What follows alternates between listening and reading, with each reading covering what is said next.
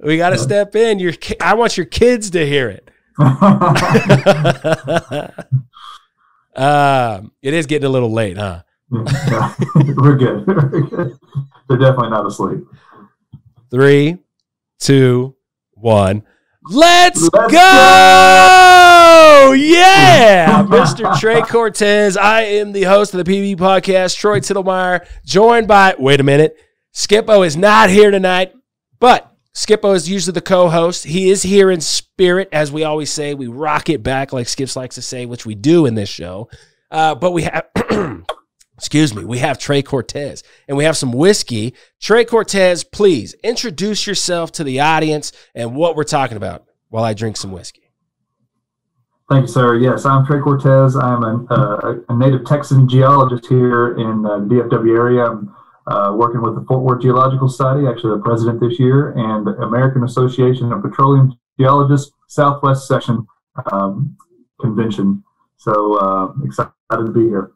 Man.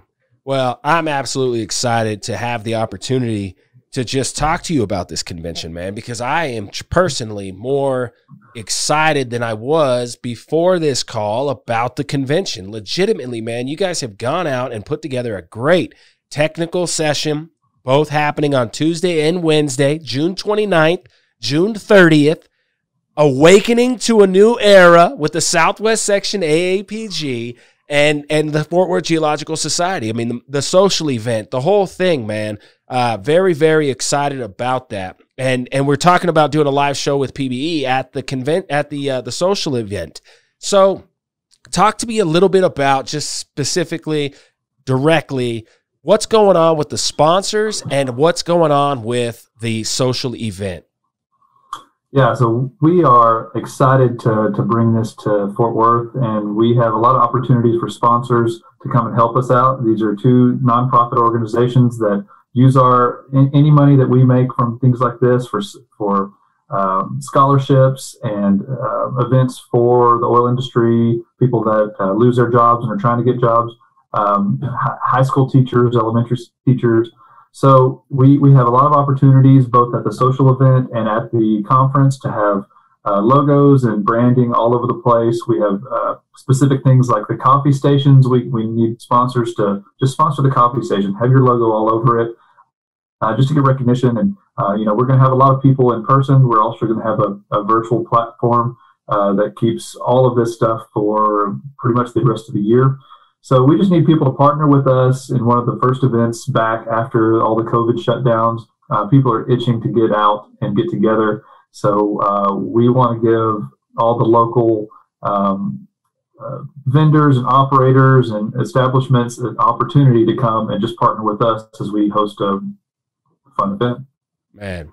And what an important time to be a sponsor. I mean, if you made it through everything that was, and you do have the ability to step in and help financially with these nonprofits as we bring the community of North America, certainly for the Southwest section, but the Southwest section is a big group of people. All of Texas, New Mexico, Oklahoma will be coming down. I mean, the local area definitely migrates for the Southwest section because it's an important event. And we talk about that in the show. And that's what really dropped out for me was this is happening, this awakening to the new era that you guys call the Southwest section event in Fort Worth, man. That is truly what it is. And you guys are bringing in great talks that are pushing the envelope with all new ideas, new concepts, allowing us as geoscientists and as people to come together and create value and to make a step change, to make it better at what we do with operators and how we make a positive impact on a whole city, on a whole area like the Southwest section. What do we do with these kids and how are we helping the teachers? How do the scholarships actually go around the cities and stuff? I mean, when someone donates and becomes a sponsor of an event for the Southwest section, it is part of that community. It is really being seen by a lot of the very important people that, in my opinion, need to be inspired. And we have a very exciting industry. We have a very exciting time in this industry. And these sponsors are putting their money in front of these people and they're going, whoa, they're awakening Whoa, and now you're looking at their logo. They're looking at your logo while they're awakening. That's it. That's it, man. I mean, but that's how real it is. I mean, you talk about it in the show, man, and just your experience. I absolutely love getting to know you more. I think what you're doing is incredible, the amount of work you're putting in. Are you eventually going to become the president of Fort Worth Geological Society? This coming year, yes. So you are president-elect.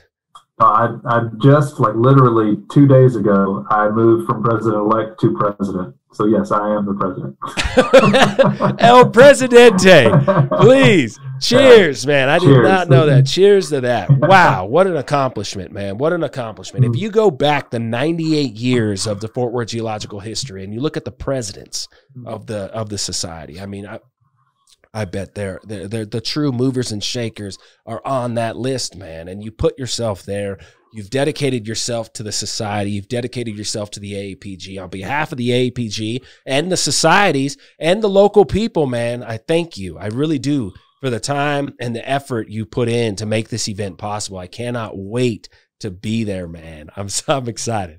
I appreciate it. Yeah, it's gonna be awesome. I mean, we've talked a lot about whiskey, and it's another passion of mine, geology and whiskey. And I don't think there's a better pairing for the social event side, which I'm obviously excited about since I'm helping to organize it. But whiskey is a culturally deep and significant part of our country's history. So is oil. Right. They've both been ups and downs, in and out of the good graces of public opinion, of the government, that's so profitability. True. So true. So whenever they asked me to be the social chair, I said, well, there's only one place I want to have this, and it was at TX Whiskey, the Whiskey Ranch. So yeah, I'm excited to go there and, like, experience one of the beautiful distillery next to a beautiful town with people that share the passion. Wow. I don't know why, but geologists tend to whiskey. That's right. My only hypothesis is that it's the only liquor that still tastes good sitting in your back pocket after being hiking up mountains in a desert all day. That's all I got. That is a leading hypothesis among hypotheses, I bet. I will challenge anybody to figure out what it is about whiskey and good geology, man. And good, that's just what we do. It's what we do. And man, we enjoy it. We're safe about it. We are responsible with what we do, because our profession is so serious, right? Our profession is so specific and so important that, man, it just goes hand in hand. What can you say? And I love that. I love those facts. I love this show, and I love you, man. I'm just gonna say it. Can I say it? Is that weird? Did that get weird? Did that get weird? We've had a couple of whiskeys. It's okay. Excited about this schedule. So on the 26th, you're doing More Rocks in Your Head with the teachers. It's a workshop. That's on a Saturday, correct? Yes. So on the Saturday, it's hosted at the Oil Information Library. We'll have the teachers in to learn a little bit more about earth and environmental science with a free course. And then Sunday would usually be the field trip, but we're not doing a field trip this year in person. We're going to do a virtual field trip, and people will have an opportunity to meet at the final stop of the field trip to search for fossils in this really cool spot. And then Monday starts with the short course. So Dr. Rick Sarg is going to go over stratigraphy. He's an amazing stratigrapher. We'll have a short course all day that day, and then a social event, like a mini social event, icebreaker, that night at the Radisson. Yep. Next day is when the technical talks start. Okay. And the Whiskey Ranch social event will be that Tuesday night, the 29th. Okay. That's where we'll get down with okay. PBE, And then 30th will be the more technical talks and a student networking event at the end of the day. And there'll be an ethics talk that day too. Okay, right on, for the lunch. Mm-hmm. Right on, man. Well, that's a heck of a deal. We are going to be there on the 29th and 30th for sure. If I can make the short course, we'll pull it off, but we have a California trip that we'll be wrapping up just before this one. So PBE is going to be kind of stacked and a little bit stretched to make that transition really efficiently. But we'll do everything we can to get there as early as we can, and we'll be ready to go, man. I'm excited for the talks that you have going on. I'm excited for what you guys have done with this event. And again, man, thank you for your time, and let's go from there.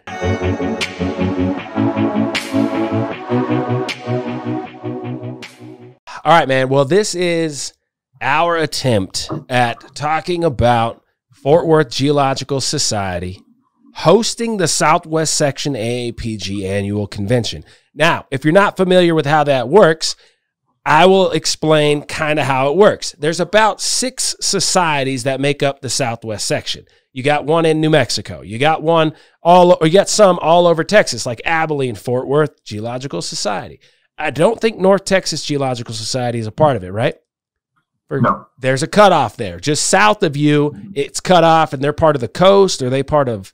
I think Mid-Con. Mid-Con. Okay. So here's how it generally works. You have a Southwest Section annual meeting at one of those societies' locations once a year. So it cycles. Last year it was supposed to be, which would have been awesome, in New Mexico at the, not Roswell, but at the, Ruidoso. Dude, are you kidding me? Time it where you got horse racing, casino, geology. Can you imagine, man? I don't know how the whole country wasn't still wanting to go, even during COVID times. I mean, that place sounds awesome. So I can't wait till it goes back there. But I've been a part of the WTGS when it came to Midland. Obviously, it does that several times. It does the Fort Worth Geological Society, and that's what we're talking about today. So it's not a traditional PBE podcast, and we don't have Skipo. The Skip Trains is not able to make this show today, so we just push on, right? We talk about the Fort Worth Geological Society hosting the Southwest Section AAPG event. And what's really cool about it is the schedule you've presented to me, what we're going to talk about right now with Trey Cortez. I'm certainly excited about it for many reasons. I'm definitely going to be there. And so we're not going to do the conception, drill down, completion. Let's make an executive decision. It's just not a traditional show. We traditionally do have whiskey, though. Cheers, my friend. Salud. And you joining us and being a whiskey guy, man, is awesome. It's our relationship built basically completely digitally. But we are already planning Arizona trips. I'm going to be in the Fort Worth Geological Society's event. We're going to do the live from the rooftop in Fort Worth. We got to pull that off. That has to happen because it's an event that is very, very exciting. Please, Trey Cortez, introduce yourself if we can. Kind of narrow us down, though, into your development and your role at the Fort Worth Geological Society and what it's been like getting ready for this event. Let's go there like 5-10 minutes and then see where we go from there. Yeah, thanks. I'm excited to do this. I think you put it well that we started a digital relationship here, and it's great to start talking about actually meeting and hanging out.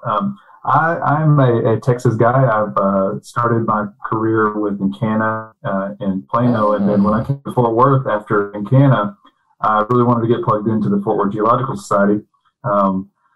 I started out as the secretary. That society runs you through all of them. So I started out as secretary, then treasurer. As you got to start that way with societies, right? You have to do. And it's good. So it's like a 5-year commitment. I lucked out. Actually, 2 people had left, so I applied for the secretary, but there were 2 spots open, and I first started in treasurer position, which it is what it is. But it was fantastic. I've been really deeply involved in that. Each position, you have different responsibilities. So secretary handles all the emails, treasurer handles. And it's not always the same either, right? You go to another society and they're like, well, our secretary kind of does the digital stuff and then our treasurer does it. It's not always the same. Yeah, and then the president usually just catches all of what doesn't get done. The delegator. But, after treasurer, you're the president-elect, and then in that role, you start serving as the Fort Worth Geological representation for the AAPG Southwest section. So you start attending those virtual meetings or in-person meetings and start learning a little bit about what the Southwest section is doing and how you could benefit them, they could benefit you, all those things. So a couple of years ago, whenever I served there, is when I got introduced to it and was asked to just do a couple of things here and there, and I liked it. I was part of a K through 12 education outreach that we're still working on. Right. And so I'm the chairman of that. We're not doing a whole lot now because we're focusing on this convention. But anyway, that's how it all bring the kids, man. You got to bring the kids in for like half a morning. Let's get them breakfast. Let's feed them. Let's pull some dinosaur fossils out. I got a trash bag full of like shark teeth and horse bone. I mean, I got all kinds of fossils that I could bring.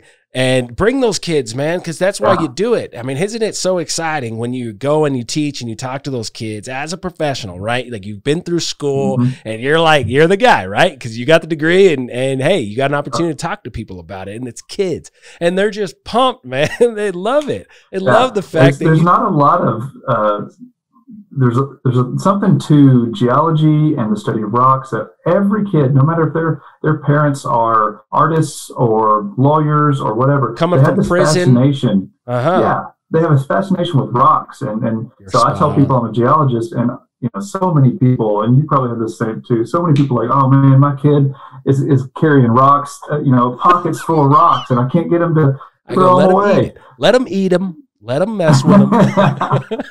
So, yeah, I really have a passion for that. I've got young kids that are going into the school system. And what we found was that, and I know this is a divergence, but it's interesting. What we found is that science teachers from first grade all the way up to seniors in high school are very uncomfortable teaching some of the earth science courses because they're not familiar with them. They may have a science background, but because you have a biology degree, doesn't give you confidence when you're teaching about plate tectonics. Wow. Isn't that amazing? Wow. It is, yeah. And so we did all these flyers and surveys and to find like, what are you most uncomfortable teaching? So we're putting together these presentations that what were the answers? That was like, it was plate tectonic theory. It was kind of the newer stuff. Yeah. Planetary geology, climate change and things like that. We gotta this show. I've never had quite the audio and video of what this show brings, but I said, you're welcome. No, well, a good timely bow that you gave us, but it's true. I mean, what I said was that's because we're going to do something that's good, man. And that's what's happening. So you said that was a slight divergent, talking about how American teachers are not comfortable with teaching geology. Whoa. Right. So what's happening in our country is that we are losing the value of chasing that curiosity, chasing the unknown. We'd rather sit back maybe and let someone else tell us what the unknown is, right? Everyone's rooting for Musk or whoever, right? Put whoever you want there. Rooting for them, they're going out to the unknown. If we don't even teach the kids about the unknown, what? There's so much there's so much to geology that's so fascinating. And in that is a lot of, we're not sure. This is the physical world, man. We're applying what we understand in chemistry and physics and biology. We're applying it to the physical world. We don't know. We don't. We know a lot, right? We study it a lot. But the reality is the kids, I think, feel that. The kids know that. They're like, whoa, what is this rock? Why is it here? And then you go to a geology, you're like, what is this? And you're like, oh, man. You look at the rock, you're like, all right, I'm going to call this a hornfell. It's just a black, dark rock. Yeah. And the kids run off and they go, I got hornfells or whatever, right? Like, yeah. But, man, what you're doing, and I think what the Fort Worth Geological Society is doing and what our community is doing, as we are still a very needed community of geoscientists trying to unlock this stuff and all the potential that we have as people to extract resources, natural resources, from the ground or from the earth and make energy from it and make things happen, make medicines and support everything that's going on. The fundamentals of progression, the fundamentals of someone even searching the unknown is built on what we do. Is built on our study of the earth. And you're saying that, man, teachers are like, I'm not comfortable teaching it. And that's a major disconnect, man. That's a major disconnect. And it's not going to be fixed tomorrow. So bring those kids to the event, man. I hope to see those kids, please. Well, we're bringing the teachers. So we're putting on what's part of the entire Southwest section. Rocks in your head is more rocks in your head. So we are bringing in at least 25 for free and teaching them all day long. We've given them rock mineral kits. We're giving them all these activities to take back to their students. We're offering it too. That's so awesome. Yeah, I mean, that's a really, really important part and something I'm passionate about. So we're going to continue to do that and try to grow it. What we're going to try to do is put enough material out there to where anybody, you, me, any geologist who has some type of training can take this pamphlet or this thumb drive and go into a teacher workday and give a couple of hour presentation on planetary science or something like that. The teachers love it, man. Every time I reached out for 5 consecutive years in Midland, the teachers were pumped to squeeze in a day into their schedule to let you come in and say and tell kids everything you wanted. And man, the community in Midland was awesome about that. The minerals, the fossils, the amount of money that came in from the local companies to support the WTGS to do what you're doing. That's huge, man. And that goes to the point of it's needed. When you're actually taking someone else's hard-earned money and you're a nonprofit and you're doing something that's needed, they sign the check with no reservation. You know, that's what you're doing, man. That's the Fort Worth Geological Society. How old is the society, by the way?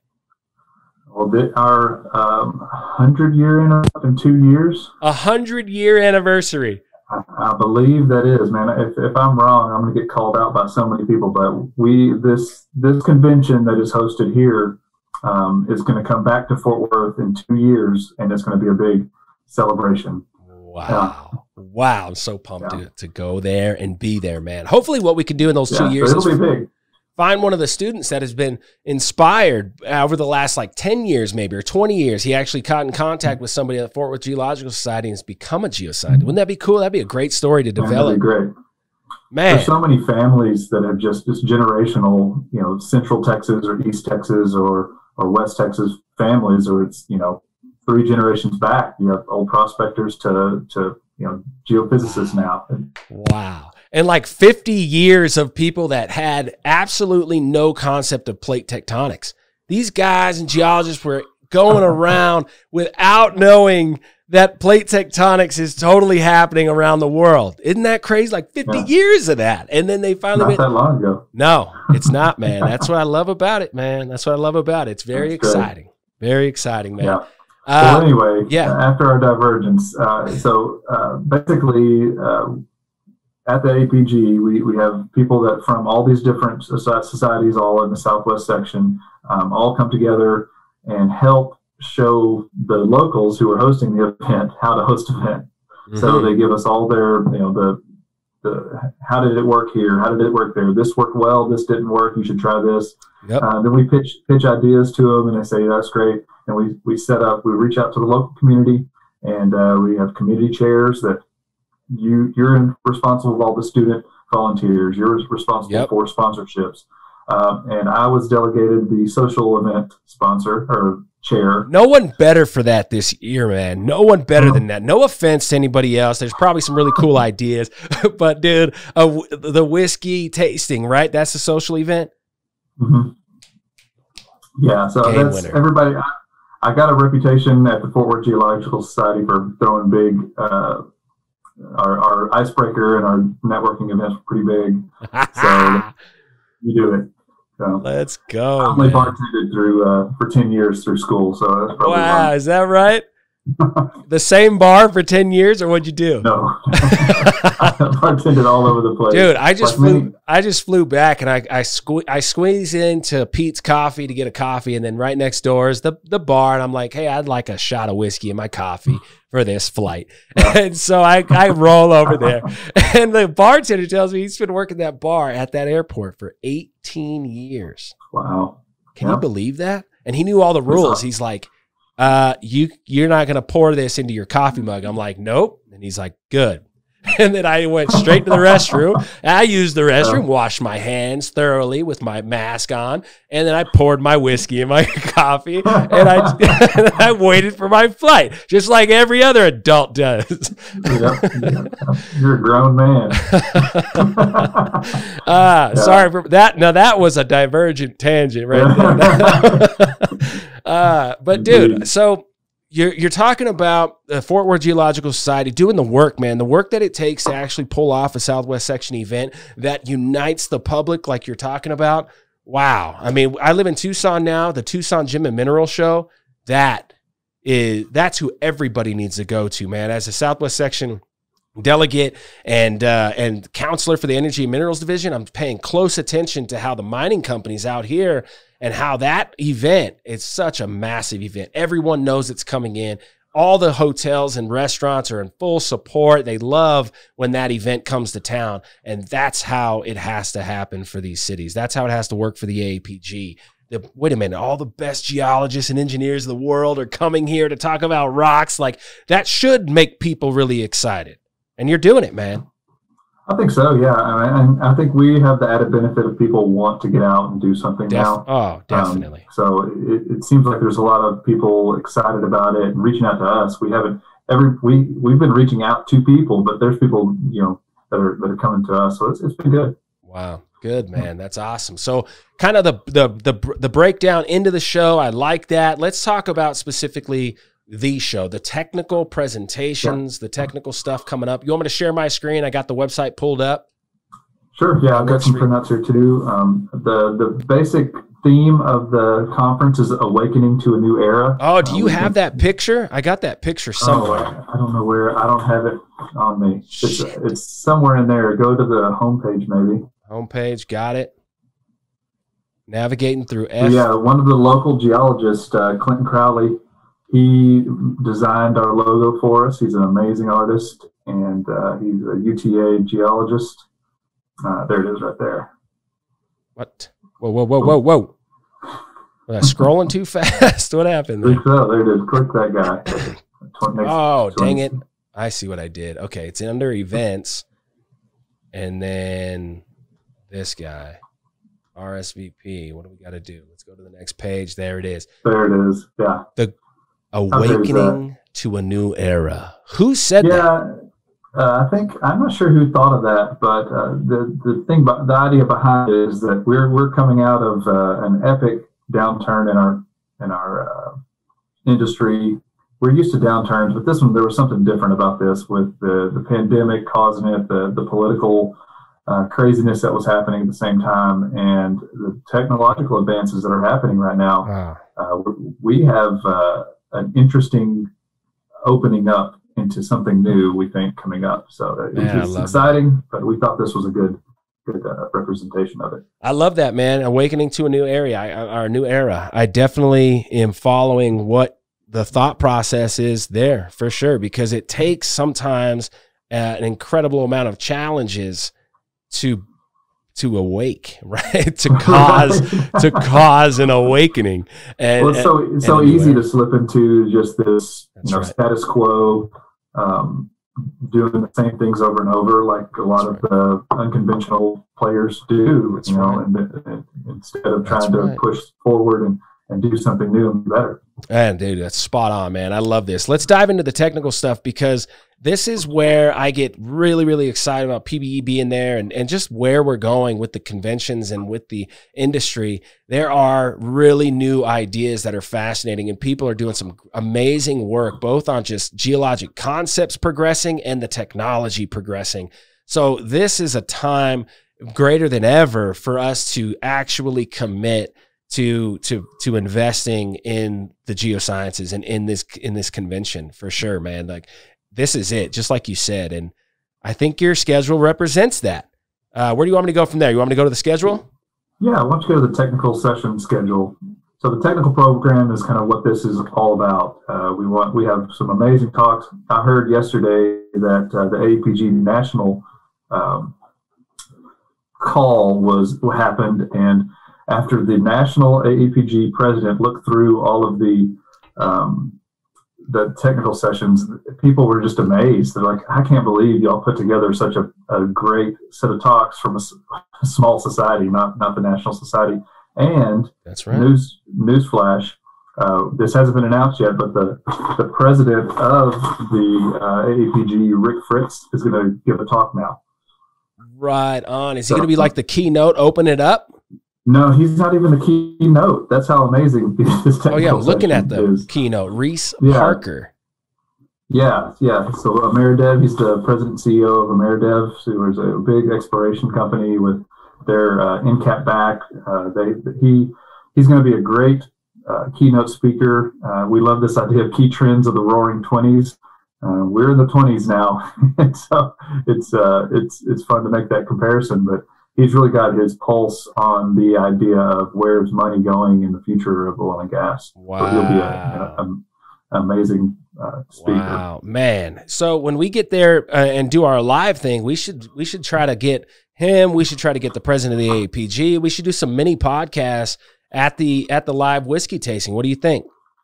And I am all about it. That sounds amazing. They're there, man. That would be awesome. Man, that'd be fun. And perfect setting for that, by the way. But again, we already know how I feel about your skills of putting on on the icebreaker or on the social event. Okay, so keynote speaker, morning technical session. So Tuesday, June 29th. Where are we? We're at the Radisson or something like that, right? Yeah, Radisson, just north of downtown Fort Worth, in the stockyard, near the stockyards, between the stockyards and like Fossil Creek area. Get your hotel. It's a great location. Get your hotel reservations in now at the Radisson, just north of downtown Fort Worth, because it's got a badass pool. Because it's the Radisson, I know it does. I don't even know. I honestly don't know, but I'm guessing that it does. And it's an awesome place, and that's where this event's going to be held, and that's where we need to be. Yeah, and we've got a block of rooms. They gave us a special rate of $79.99. Is that right? $80 a night? Yes. Oh, dude. I'm local and I might stay there. Oh, dude. All right, we should call them right now, and I'm going to see how much is the presidential suite, because that's where we need to be. The upgrade, man. I say, hey, it's for a nonprofit. Be easy on me. Man, that sounds awesome, dude. That sounds really cool. And have you stayed there? Because I'm really interested in checking into the pool now that I've said that prediction. No, I really haven't. I am local, so I have no need to. Yeah. Radisson always has a really nice hotel. I mean, that's definitely a thing. So, all right, man. It's a cool place, yeah. So, morning technical presentations. Leading up to. I really like this morning session. If people don't know much about the STAR project with the BEG, but it's a really amazing program. I didn't know about it until a few years ago. But essentially, the Bureau of Economic Geology, based out in Austin, they use a lot of the UTA funding and things like that. But they have their own campus in Austin. They have a project called the STAR Project, and what they do is essentially help operators in Texas by doing free analysis. Yep. So they'll take your core. They house a lot of core there, so they'll either they can do core evaluation, core descriptions, geochem, porosity, permeability. Amazing resource. And these are the best. These are like people that wrote seminal papers on carbonate geology. Like Bob Laux is doing free work for operators through this program. Wow. They do seismic reprocessing, seismic inversion, just geological interpretations and things like that. Dude, I went through. It's amazing. I went through this list and thinking about specifically how, the STAR is about Advanced Resource Recovery Program. Mm-hmm. That was really eye-catching to me, because recovery is about how can we increase the recovery factor. That's how I read that word, right? So resource recovery program, I'm thinking this is it, man. This is what PBE's been talking about since the creation is, what is up with this 15% recoverable, man? That is crazy. We need to triple, quadruple that. There's got to be a way. You know what I mean? There just has to be a way. That's where I'm at. And these guys are all about it. Preaching my language there. I gave a talk at an engineering conference one time years ago, and I was the only geologist at the entire engineering conference. Man, you went and treaded some serious water. Yeah, and I started with a joke that said that I thought, before getting into the oil industry, I thought that meteorologists and baseball hitters or baseball players were the only ones that could do their job 25% of the time right and get paid for it. But then I was wrong whenever I saw people high-fiving over an 8% recovery factor. And there was just crickets, man. There was crickets? Dude, you get no crickets from me, man. You get an applause. I am roaring with laughter inside, because that is spot on, man. What a great way to think about that, too. Dude. So part of what they do is recovery factors like secondary floods. They can do the better geologic interpretation to help you flood better. Yeah. They also they help out with exploration plays. So we actually work with them, and one of these talks is about our seismic data in the Eastern Shelf. But essentially how they get paid, this is kind of amazing. They will do the work and essentially put in your name and the county, and any new wells that we drill in the area that they helped us work at, they will get a percentage of the taxes that the oil tax, the production tax, goes back to them. Oh, dude. Yeah. I didn't know that. That's amazing. So UTB, that's 100% of their funding. Makes sense. Yeah. Makes real good sense. And it also makes sense why the state says then you should probably be helping these people figure it out. Right. Bang, here we are. Yeah, I mean, people, they're just waiting for projects. They've got grad students their projects take a little longer because there's a lot of grad student or PhD student driven, but it's free. They'll do all the work for free, and as long as they have publication rights.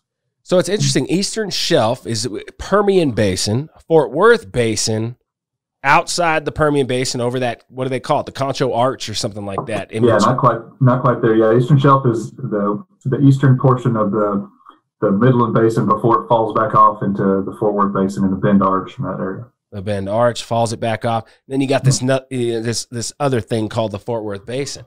And scale me on the stratigraphy real quick, because I'm not 100% familiar with it. But is there Devonian and like Ordovician age reservoirs in the Fort Worth Basin, like the Permian Basin, or is there just that age rocks and there's not really a lot of oil coming out of them? Man, it's crazy. It's the basement is about 7,000 feet. But there's granites and Cambrian sands, but they produce on structures. From there, it goes into Atoka production. Go straight to the Pennsylvanian. Yeah, Mississippian production. Then the epic Strawn play out there, these big mounds and wow. What's the hypothesis on why the missing time? I really don't know. Well, you got Dr. Ewing coming to this. Well, hey, careful. There's no missing time. There's only missing rocks. The time is represented there, so I'll just leave it at that. I'm sorry. I like the correction, though. I really do. We have Dr. Ewing on this list, and that guy would definitely know. Yeah. Is it non-depositional, or is it no erosion? It's erosional. You have a lot of uplifts. That's kind of like the confluence of three major three major events that came through there. A lot of uplift. Cool. And is there any Permian reservoirs in the Fort Worth Basin? In the Fort Worth Basin? Yeah, Permian age. I have not worked Fort Worth Basin. Okay. But I would assume, yes. Maybe some shallow stuff, but primarily it's that Barnett, it's the Pennsylvanian, deeper stuff. Yeah. I think there is, but I don't know very well. I'm more on the other side of it. On the Eastern Shelf? Eastern Shelf. And it's crazy, too, because from there, everything pays. You have canyon reefs and Tannehill sands, and it's just stack pay to about as shallow as you want. Wow. Some of those fields were discovered by oil seeps and things like that, and surface geochem. It's pretty amazing. That's amazing, dude. So we shot a big 266 square multi-component seismic shoot over the 4-6 Ranch, and we've been working it hard, and then we sent it down to the STAR project, and they're doing a little inversion, looking for a couple of things, and I think is that what on some of that. Is that the data that we're seeing in King County? Correct. Yes. Oh, right on, dude. Okay. Right on. I'm definitely excited about these sequences of talks, as I'm not familiar 100% with any of all that. Just generally I am, but our assets were very specific. You got your postage stamp and you just go after it. So this is broadening, our thoughts and actions here. But I saw this variability of quartz types. I'm interested in what's going on there. Quartz types.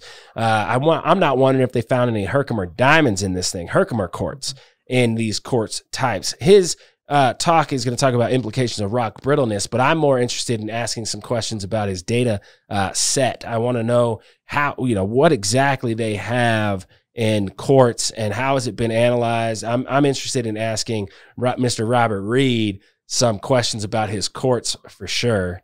So that'll be fun. That'll be fun. And then bang, we end it with the seismic. I love it, man.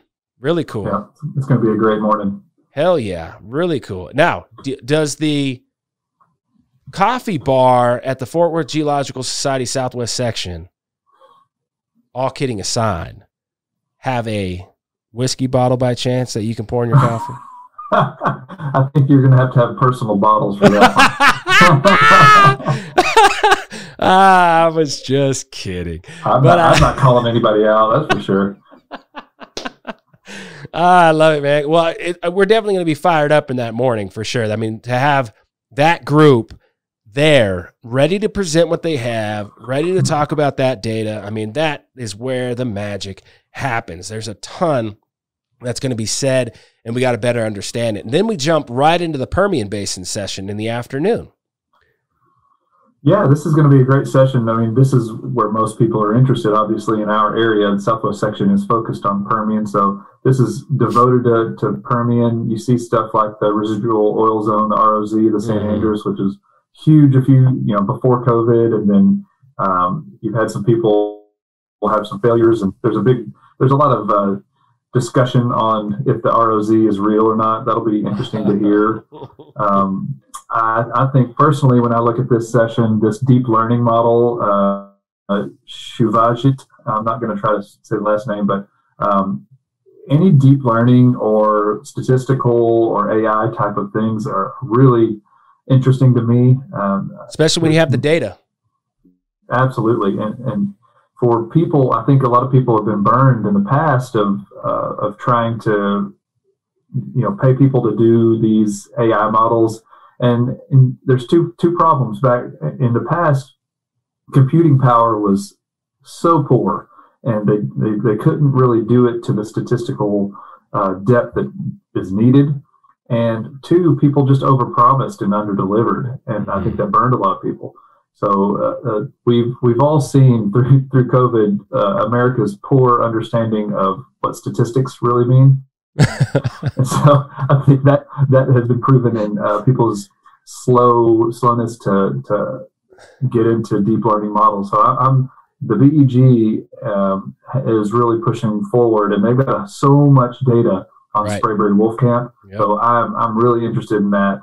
Definitely, man. There. Definitely. And you get to mix all that data and all that thinking with two different models now in what we're doing. And so the excitement around what's going on with machine learning, without question, is very, very interesting. And the ROZ, I have been involved with very serious conversations with the residual oil zone.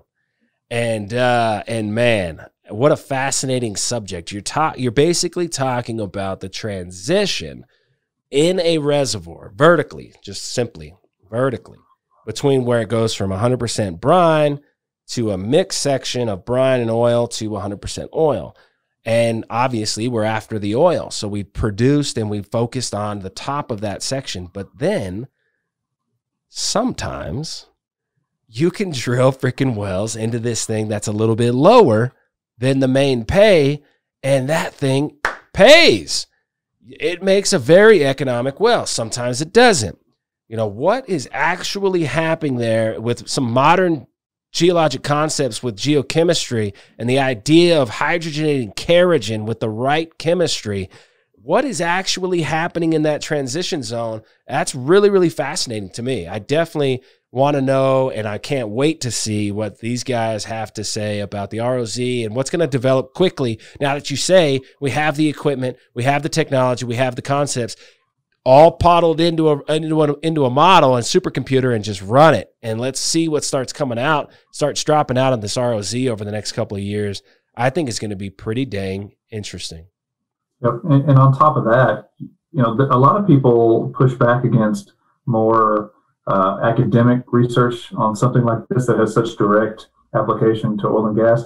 But I'm not super afraid of that, considering you're having people that are pure scientists that have nothing to prove and no ulterior motives of trying to have this conclusion. You have pure scientists producing pure products, and it's up to us to be pure scientists also. That's right. And apply it correctly. Wow. Man, now you're touching on this this whole thing that's happening is with you know, the concept of science, and are we actually losing the reality of science in our communities and in our population? There's a small group of people that actually take that burden and that responsibility as a scientist very, very seriously, because your lives depending on it. And so if you're at an operator, you're at a company that's all about business, and it's not about truth. It's not about, you know, truthful science in the sense that, you know, this could be happening. We don't know why. We're just saying it could be happening, and you might want to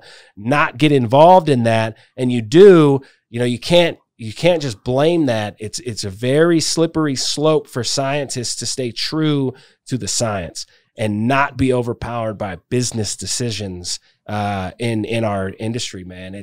And you can argue that we're at a time where it is a very low population of people that are still sticking to those guns really, really hard, man. And that's pretty scary. Yeah, and it's a shame. A lot of them get stagnated careers because of it. I've seen that, and wow. It is a bad thing. I try to be a pure scientist, and I want to stay in a scientific role for my whole career. Right. But yeah, there's definitely some politics got to be played on all levels. Yeah, and that's it, man. It's nature. It's nature. Yep. It's ruthless. It's Machiavellian, man. That's just how it goes. It's how it goes. But if you're doing it right, man, at the end of the day, you'll live out an amazing career where you chased truth the whole time. You were inspired until your last breath of making discovery and finding solutions for those anomalies, because it's just how it works, man. The physical reactions of things is one thing, and you can't just chalk it up as, well, that's just, you know, here's a tangent, and this might not be in the show, but here's a tangent. We're sitting at the bar, and this guy starts telling me about how, I'll play you this sound, tell me what you hear. And he plays me this sound, and I hear, you know, chopper. And he's like, I hear rectangle. And I'm like, what? And he's like, yeah, and do this to everybody you know. And it's going to be like 50-50 exactly. Some people will hear chopper and some people will hear rectangle, whatever the stupid words were. And I'm looking at this guy like, man, he's all fired up, drunk at the bar about this concept. And his conclusion was, we have no clue what's going on, right? We have no clue of measuring the physical world and figuring out, why do you hear chopper and I hear rectangle? And I'm going, well, that's one way to take it. But there is a reason. And if I wanted to spend the rest of my life to figure it out, I have that choice, but there's probably not a lot of money involved in it. And so there's a problem there. Nobody's written the seminal paper on defining the sound of rectangle. So you could probably make that happen. So if you get a grant and solve that mystery, I guarantee you there's going to be a physical response and chemical response. There's going to be all this stuff that we do as geoscientists and applied geoscientists and applying to the physical world, trying to understand it. There will be some solutions to that. It will be found, but that's just not where we're at, man. We're trying to figure out a lot of other things going on here, and we can't give up the fact that we just don't know, but there's a reason for it. It's not just some mystery and you just chalk it up that we'll never figure it out. Right. So here, somewhere between drive and apathy is where we should be moving. Somewhere between drive and apathy. Yeah, you got to be driven, but you can't drive yourself so crazy that you're apathetic to not being able to figure out an answer. Wow. I'm sorry, I just made that up. Dude, coin that shit right now. PBE Podcast, Trey Cortez, making whiskey and dropping knowledge. Yeah. You gotta be driven, you got to have apathy. I agree. No, you got to be driven, but you can't go so far as to have apathy. Yeah. You got to be careful. You got to be careful on that slope. Man. Okay. I've told people a lot about just like geology in general, geology in the oil and gas industry especially. We are so fortunate that the majority of people that are geologists that are doing geology every day are happy. They like their jobs, and they continually learn their entire career. Whereas a whole lot of other careers, you can go to college for and get a degree in it, and you get real good at it, and then you just ride it out until retirement. You don't really grow. You don't get better. You're real good at that one thing, but you don't grow. Because of the uncertainty and the unknowns that we have to, confront, we tend to get better at reasoning, better at thinking. That's if right. we do that. That's right, man. No, man, I love the way this show is shaping up on that side. This, thought-provoking side for me of this show, man, is spot on. We have islands of conformity surrounded by interdisciplinary oceans of ignorance, man. And there's no one really sailing those islands. And that goes to the magma chem thing that we're doing. I mean, we talk about kind of this all the time, and these guys have 40 years, 50 years of experience. And that's absolutely true, man. We've built these incredibly niche and specific islands of truths, and then there's like no gray area all of a sudden, and there's no way to blend with other truths, and now there's all these anomalies, and you're going, what is really going on here?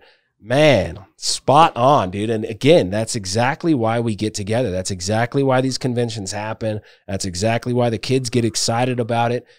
This is some very real things developing at these conventions, man. So we're in the afternoon technical presentations. Are you thinking the night of the 29th is the PBE live potentially? Yes, absolutely. That's okay. The Tuesday night is when we're going to have the social event at the Whiskey Ranch. So I think after these talks, I probably won't be able to even get to a couple of them because I'll be at the Whiskey Ranch getting set up and all that. But luckily, a lot of these are going to be online and available after the fact too, because this is a hybrid, in-person, virtual event. So everything's going to be recorded and available online after. Oh man, that would be so much fun, man. I hope we can, we'll work out the details to get the keynote speaker, the president of the APG, people that spoke that day, if they want to come in and give a little bit more. If there was something in the questions and answers that really popped out, let's talk about that. Any kind of development from the presentation. That's really cool, man. Okay, so we'll do our thing and we come right back into it. Wednesday, June 30th, the morning technical presentations begin. Yeah, this is a special section on the West Texas the Permian Super Basin. Bill Fairhurst, if anybody hasn't heard him speak, man, he is something else. He's on here. He's given the same talk twice. I think I'm not sure if they're both in person. One's in person and one's going to be virtual. I'm not organizing that part. Or no, it's two different talks. Looking at two different talks here. Yeah, concepts. He is an awesome big picture guy. I've seen him speak at several really big conferences. He's a big picture guy plugged into just the entire oil and gas sector. It's pretty awesome. Right. I'm excited about that. And you got Ewing, Dr. Pepper, Andy Pepper, It's definitely Dr. Ewing. I think it's Dr. Pepper. Right? I think it's Dr. Pepper also. And Dr. Lindsay, man, Robert Lindsay, the legend from West Texas, the process sedimentologist that takes us to the Guads and breaks down all these different intricacies that we see in the rock record of the Guads, which is the picture of the background of your digital backdrop there overlooking the Permian. These guys are definitely bigger picture guys. The petroleum system from Pepper is interesting to get into. A lot of really interesting data that he comes out with, always anyway, from the presentations that I watch and catch from him. So this is cool. Morning presentation, big picture. Yeah, that was going to be a very big picture. Yep, and which is great. I mean, that's just as important as the postage stamp. Yeah, it's probably also good to have big picture talks with not a lot of math after we've all been at the whiskey ranch the night before. Good point. Good point. Well scheduled. Well scheduled. Afternoon technical presentation. So we're wrapping up the day. Yeah, I love this. Still more Permian, some East Texas, and beyond.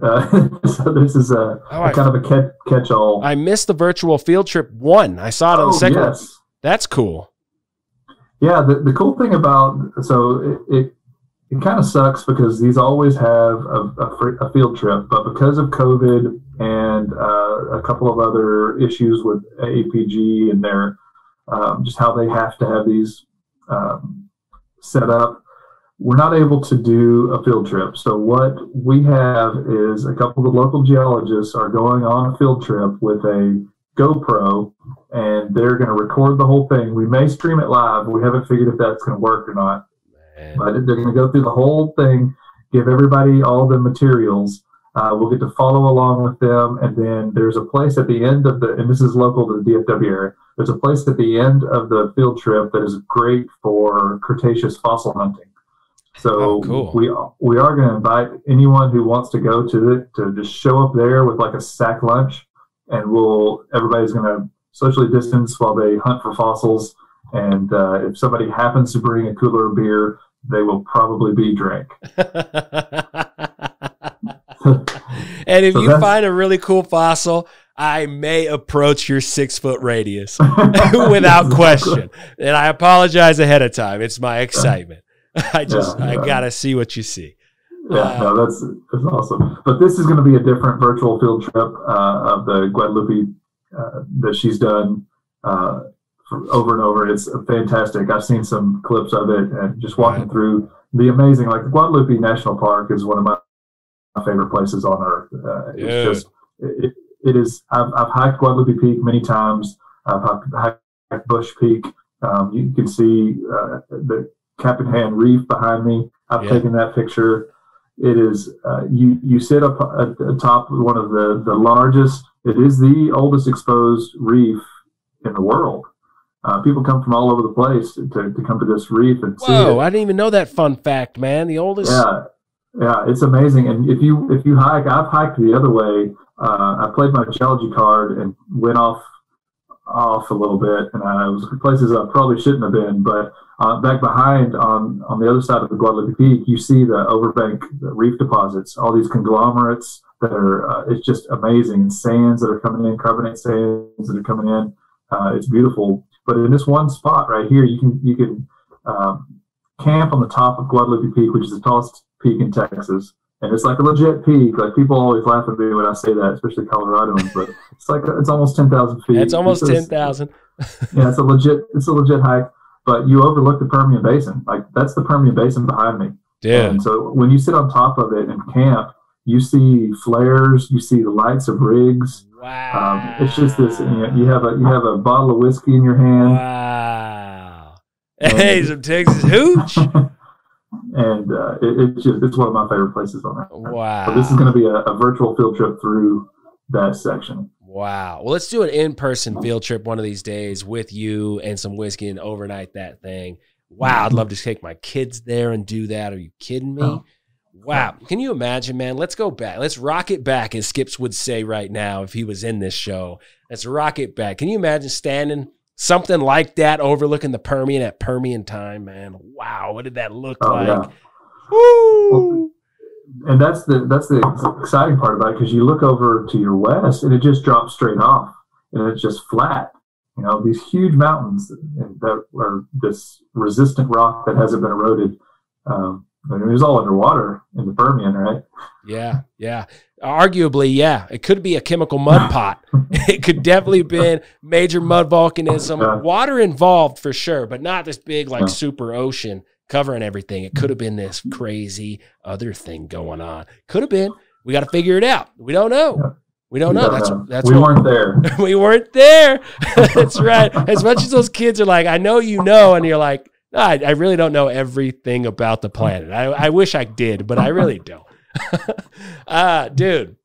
All right, so we're done with the technical stuff. We have a great, a hell of a schedule, man, and some serious talks coming in, and we're ending it, which I thought was perfectly, with some geomechanics stuff. We're talking about this fracture type identification for real-time pumping parameters optimization to maximize hydraulic fracturing surface area for production.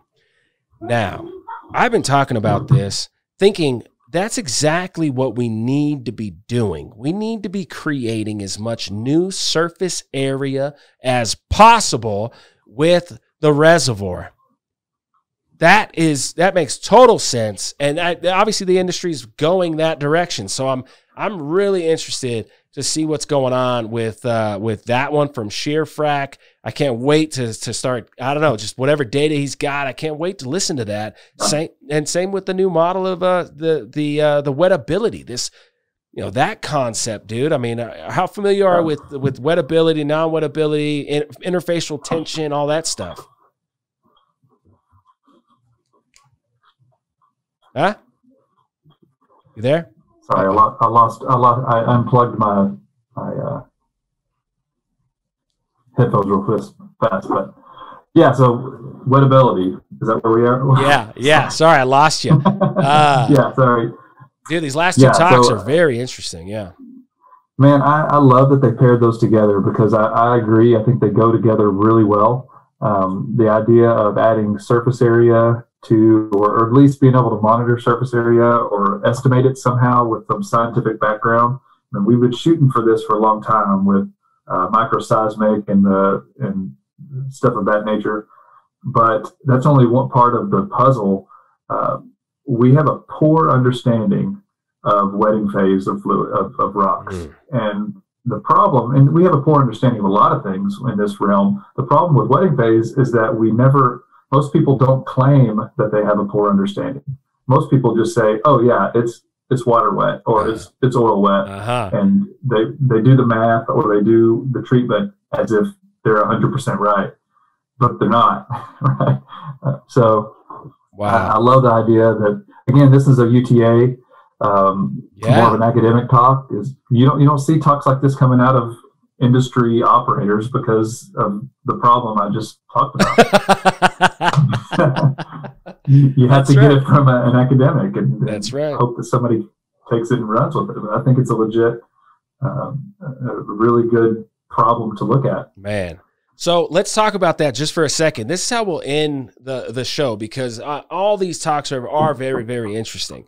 But let's just end it with wettability because I think we both have this, this interest there, and the industry does, and it's very important to understand wettability. So we're talking about the idea of water's reaction, the liquid's reaction to the surface of the rock.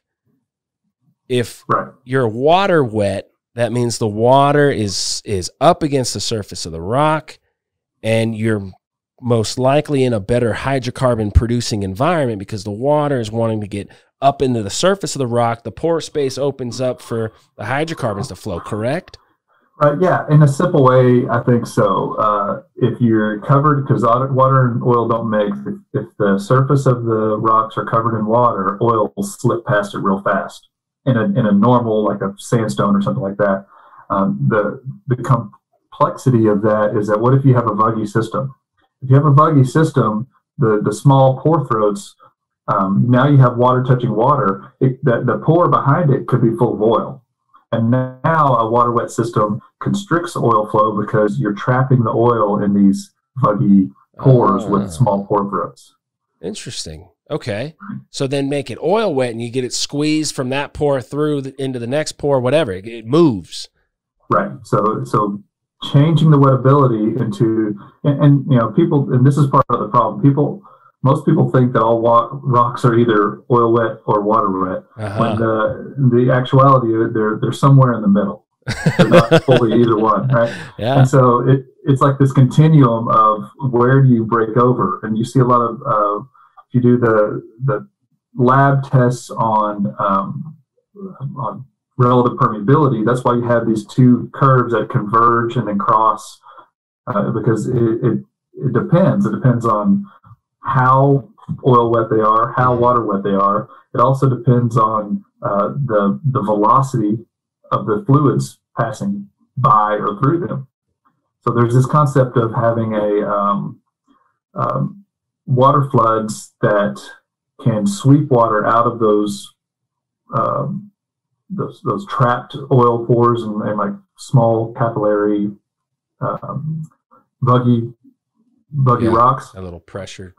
Yeah, and it's a common idea, but the key to it, and I saw a brilliant reservoir engineer work out the math on this, is that if you can flood a water wet buggy system and move the oil, but you just have to do it at the right velocity where you can get that water to turn the corner into that bug and then push the oil out. So people don't think of it in that fashion, but it happens. It can be done. Well, it's incredibly interesting, no question about that. The idea that you can, as simply as said, change the wettability of your reservoir, you can increase production drastically. Right. Like, whoa. So, and then you get into you get into the details, and now you're talking about somehow managing the velocity of the brine through the system to another wellbore that's producing it. How do you even measure that? How do you even, that is incredibly challenging to figure out, that change in velocity. And then the other thing that's happening with the complexity of it all from my perspective is, dude, the chemistry between the water wet and oil wet, and in between that chemistry of the brine mixing with the oil or coming out of it, unmixing, dude. Whoa. It's not a closed system. You're going to have reactions going while you're doing it. Yeah, there's a company, I wish I could remember who they are now, but they were working,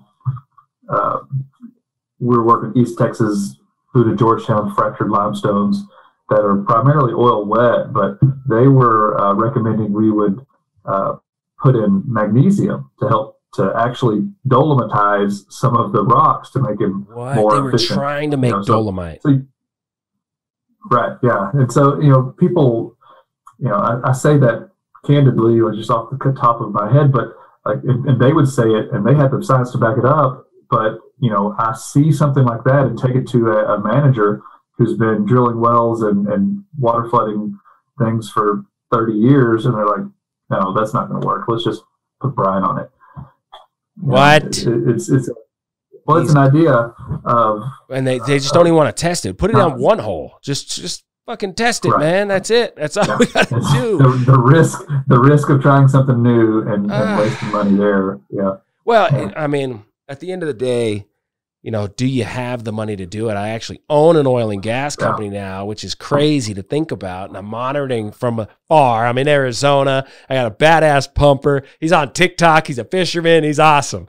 And he watches the wells. And then, so everything's kind of digital and everything's kind of going. And you're just going, man, if I just had $10,000 more for this little thing to test that little thing, there's so many ways to use the money to start trying to actually figure it out. It does get very complicated. And I can't imagine that disconnect between the unknown, the undiscovered, the potential versus hold on, we can't stop profit, because that's where I get it, man. I get it very. Yep. And I don't blame any of them. From a scientist's perspective, I'm like, come on, do this, but because there's more going on. This was during the oil crash, and we were, I get it. I'm not trying to call these managers out. It's just that's the default, though. Yeah, it's like, well, no, that's new. Let's not do that, man. And is there a cheaper way? That's the response it should be. Is there a cheaper way to do this, or can we pilot test? pilot test. Can we team up with a nearby operator, see what they think about it? But man, so you're changing the wettability, which is an interfacial tension thing. That's where I was going with some of this very interesting stuff coming out on interfacial tension, man. Very, very fascinating.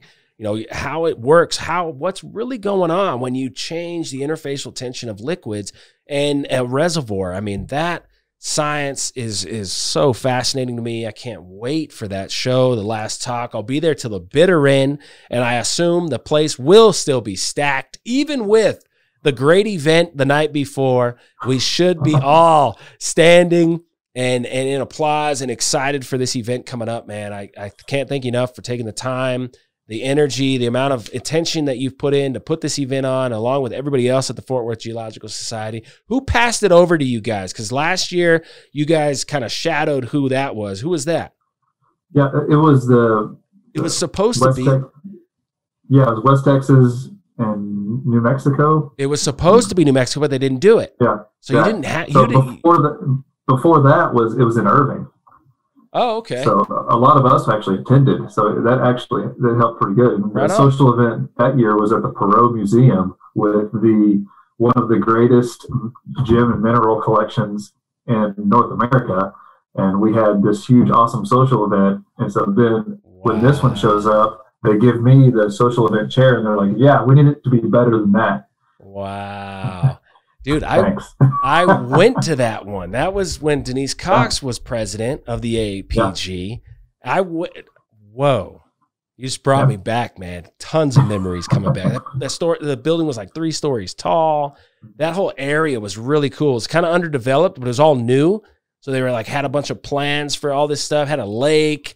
I mean, man, that was a cool setting. So, man, I am truly excited about the Fort Worth Geological Society's ability to put this convention on, the talks, the people that will be present. How's the community been responding to this? How are you guys doing as far as, you know, all of it goes? The money raised, the attention from it. You want to go through sponsors real quick?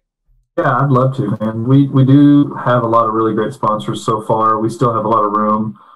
This essentially, how these work is that we raise as much money as we can. It's split between AAPG Southwest Section and the local society that's hosting. So all the profits go to Fort Worth Geological Society and AAPG Southwest Section. Both of those community societies do their own things with them. Fort Worth Geo is mostly about scholarships. We give kids scholarships for geology grad students and PhDs, and we put on some other events and things like that. So we have two companies stepped up like immediately before we even said we're going to do this. Premier Oilfield Group and Core Geologic, man, they just like blew my phone up. Like, we want to help, we want to do something, let's do it. Love those guys, man. All of them. They're so great. Awesome. Yeah. Wow. Justin Vandenbrink, Mike Salazar. Yeah. Howard. I just lost his name. Howard Wood. Yeah. Oh, you're talking about Howard Wood. Yeah, Howard Wood. He's awesome. So they're going to be. They're going to do a couple of things. They've helped us out with organizing and things like that. But they're also going to. Premier Oilfield Group's going to provide Uber rides to everybody to the event and back. Oh, man. Core Geologic and Howard are going to run a couple of things. They're going to be involved in a poker tournament and some other things around there. Yeah, what's the poker tournament? What's going down? Well, yeah, what's going on? Whoa. There is a Texas Hold'em tournament. We're working on what prize we're going to give away, but it's going to be quick, like an hour, and just like a freaking shotgun. One of those 30-minute. You go to Vegas and you're like, all right, here's $50. You all have like 10 minutes to figure out who's going all in, and everyone just man. The stakes will be going up fast, and it's going to be fast and furious to get done, so people can So those guys have been really good. Awesome. MWCL Paladin Geological, they stepped up, and they're a Texas port finish sponsor. They're going to be there taking care of stuff. Total EP, like Tep Barnett. Wow. They actually have a pad on the golf course that we're going to be at, and so everybody's going to be driving by the Total pad as they get to the event, and they're going to sponsor the closest to the pin competition. Let's go, so they're going to have a little. When's the golf tournament? So it's not a golf tournament because it's not a fully functioning 18-hole golf course. Okay. But it's a private little golf course. There's a little par 3 right next to the patio. So we're going to be having people raise money for scholarships by taking little chip shots, and whoever gets the closest one gets a big prize at the end. So $5 a shot or something like that. Right. Total's going to be running it. Dude, right on. That's right next to the convention then? No, it's right next to the social. It's during the social event. Oh, it's during the social event. So the TX Whiskey Ranch is on a golf course, like a historic golf course that's been around Fort Worth for a long, long time, the Glen Gardens Golf Course. It's actually where Byron Nelson and a few other, like Ben Hogan, some of the other really legends of golf, that's where they learned how to play. And so whenever TX really got into their own and making some serious money, they bought the whole thing out, renovated it, and built this beautiful facility. They've got the largest still west of the Mississippi. It's just beautiful column still. But so we're going to be able to be doing close to the pin competition from basically on the patio of the event till par 3. Yes. Wow. And you just got to pay every time you want to hit that ball. Yeah. I mean, you can hit it. You can hit it if you, but you won't be eligible to win the prize. So, if you don't pay. Yeah, but the money goes to scholarships. Same time, U.S. Coring came to us. They were so excited to do a sponsorship that they just went onto a website and just paid for one. They didn't even ask anything. They're just like, we want to be a part of this. So they paid for a sponsorship. Awesome. So we had to think of something fun for them. So what we've done for them is we asked TX Whiskey to donate a barrel. They've donated us a huge barrel with the TX logo on it. And my man, Jason Berry, and a friend of ours are designing this awesome putting challenge where we take the barrel, turn it on its side with a little hole. The hole in the barrel, top of the barrel, is called a bung hole, by the way. That's what that's called. Okay. Legit. It's called a bung hole. To all of us MTV watchers, we chuckle now. But we're building a putting green that goes up to it, so you'll have a chance to pay $5, try to putt it into the bung hole, and we'll see how much what you can win for that. Oh, but US Corey's doing that. Other than that, we have a bunch of other sponsors. I've got them written down here. Dwayne Purvis, he's doing a couple of talks. He's always a big component. I picked up that guy's name. Is he related to Bill Purvis? I don't think so. Okay. But maybe. Okay. Dwayne Purvis, he's a sponsor, bronze sponsor, Stratigraph, Stratum Reservoir, TGS, Silverthorne. Dude, and they're still out there fighting it. Oh, I love it, man. That's some great service companies. We didn't even have to go to them. They all just stepped up and came to us. We're going out to people now. But there's going to be a bunch of booths there, TGS, HDS, Geosite, Stratigraph, Terra Guidance. The Oil Information Library is going to be there. Right on. Man, I am freaking pumped on this. The whole event, especially that social event, man. Wow, get everybody there, getting them loose.